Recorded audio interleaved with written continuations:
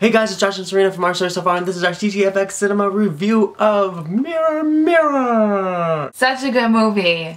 She's been waiting to see this movie for a long time. This movie came out, and then the one with Kristen Stewart came out, and I loved, like, being a girl and always loving your Disney princesses. I've always loved the movie Snow White, so I was excited when they were doing the remake of this, but I must admit, when I saw the previews for this movie, I thought it was more, like, jokish and kiddish. Yeah, and I thought it was gonna be a lot more lighthearted. Yeah. Like I haven't seen the Kristen Stewart one. That one looks really dark. But like this one, it wasn't as like goofy as I thought it was going to be. Like especially like Army Hammer and his character and stuff like that. I love the modern spin on it and how she was like she saved basically everyone in the prince. Yeah, it was like, I mean, the movie starts off, the whole movie's like kind of based around like in the beginning, it's like the evil queen like telling her story. She's like, this is my story, and like kind of like makes you like think like, you know, oh, what happened, that she's actually getting to tell the story, which, you know, doesn't happen. And then you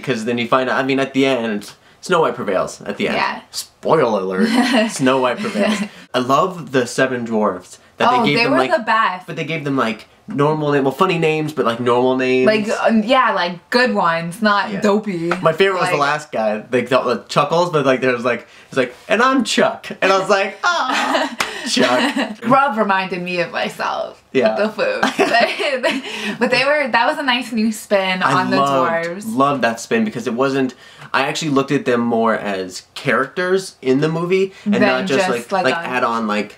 Yeah, like it's just like a side part. Like I actually looked at them and I was like, oh, these are like actual characters that like you can, and you got to see their personalities. Like they did a good job with that. And then I just liked how like, you know, Snow White left and she like, even when she was to get like killed, she ended up just like leaving and nothing really bad happened to her. I know, which is nice because usually Snow White ends up like in eternal sleep forever. And she's like out of the book, the whole book. Yeah. So I'm glad they didn't like, you know, they actually made her good. They made her a really good character, which I enjoyed that. The ending was like, because if you use magic from the mirror, which is really weird, like you step into the mirror and you get to this like other world, and it's like a really creepy version of Julia Roberts for like the mirror part. I know. But it was like you have to pay the price if you use magic, and like her price for using it, for like being defeated and like using magic, was that she got turned like into old, gross. But I love the ending because like you think that like everyone gets married, everything's all done, but it's like she tries one last time and then they bring the apple into it. I know. It's like that's what everyone like was probably waiting for when they brought the apple into it. It was really cool ending. It was really awesome for a new take on Snow White. The movie kind of drug on a little bit for me. Like it had its moments I was kind of like